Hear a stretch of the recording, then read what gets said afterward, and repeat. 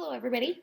It's Youth Advisor Jana back. I know you guys are probably haven't seen me in a while, so I decided I would just jump on and come and talk to you about a few things that I've noticed, um, especially this last little while with lockdowns and the second wave. We'll quote that we're in. So the topic I wanted to talk about today was pandemic fatigue. It's something I think that we are all going through, so don't feel bad if you relate to this. We are all there. We are all in the same boat. So for those of you who don't know what pandemic fatigue is basically just being over it. I'm over the pandemic, I am over the rules, I am over the measures, I'm over hearing about it, I am over the messages from the doctors and the government. I'm done. I'm done. My brain is done. It can't take anymore. I don't want to do this anymore. That is the basis of what pandemic fatigue is. That's the feeling of it. What ends up happening with pandemic fatigue is we then get people who not only don't want to hear about the restrictions and the measures and COVID anymore, but they don't want to listen. They give up. They're done. They have tried it. It's not working. I can't do this anymore. It's driving me crazy. Again, it's super normal. So if you are feeling that, if you are overwhelmed with all of the stuff that's going on, believe me, it's normal, and everybody is in the same boat as you. I actually wanted to come in and talk about pandemic fatigue, especially to our youth, because I think it's one thing for us adults to feel it, but it's a completely different type of fatigue or pandemic fatigue when it is in youth, is kind of what I'm finding. So I have a younger brother. I have some younger siblings. So, and I know that it's hard for you guys to wrap your mind around really what's going on in the world today, because we've never, even in my generation, being 29 years old, have never seen this before. We've never lived in this before.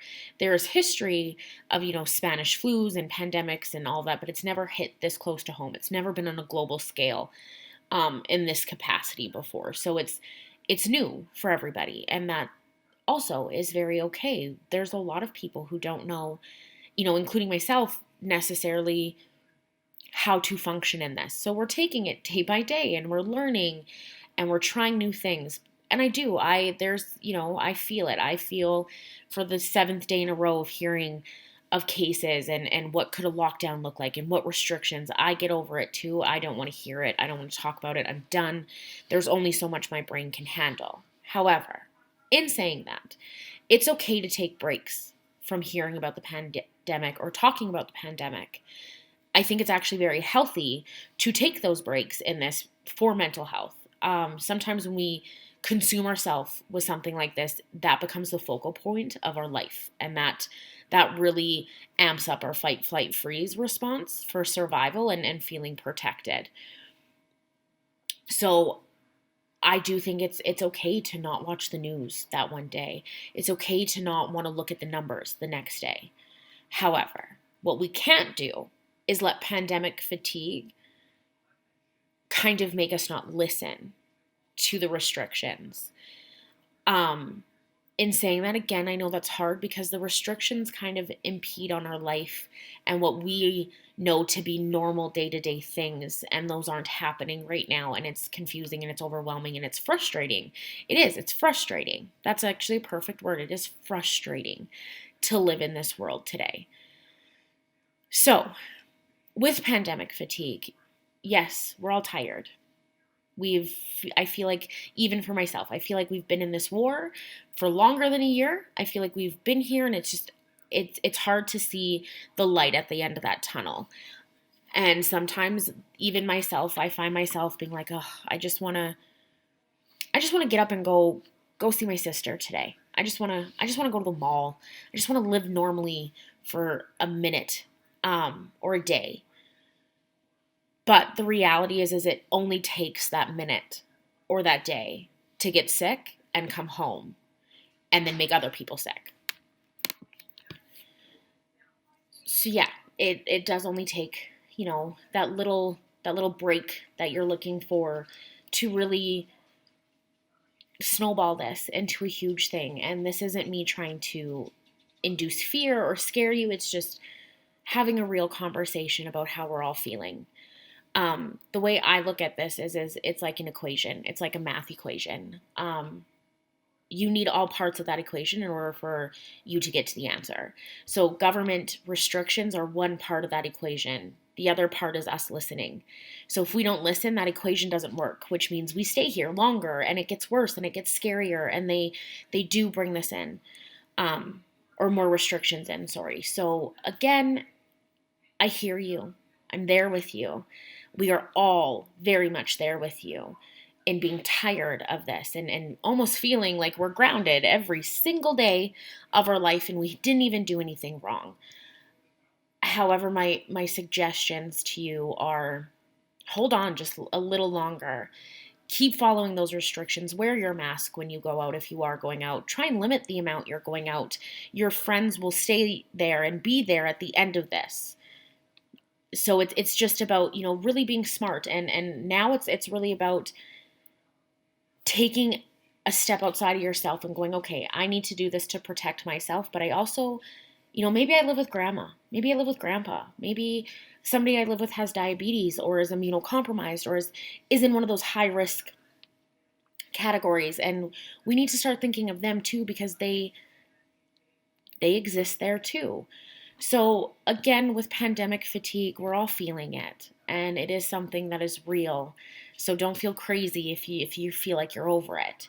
But it is something that we need to be aware of, and we need to not fall into. Is okay, well, I'm tired of this, so I'm not going to listen. At the end of the day, if we don't listen, this doesn't go away as quickly as we'd want it to. Science will say this will run its natural course, but the object is to make sure that we don't have so many sick people or so many, casualties in doing this. That's the goal. And the only way we can do that is by remembering what our restrictions are and remembering, our physical distancing and our safety, not only for us, but other people. So again, I just wanted to come touch base and kind of give a little bit of insight to what pandemic fatigue is, to also make everyone know that we are all feeling it. We are all there. We are all so tired of this. But a little reminder to just, hold on, and we will get through. But we can only get through this if we all work together. So as much as you might want to go out and you might want to go to that party and you might want to go hang out with your friends, it really is becoming is this a good idea right now? Especially in today's age where you have such technology at your fingers. You can FaceTime and Zoom and it really is like being there. You're not physically there, but you're still there. It's just about adaptation.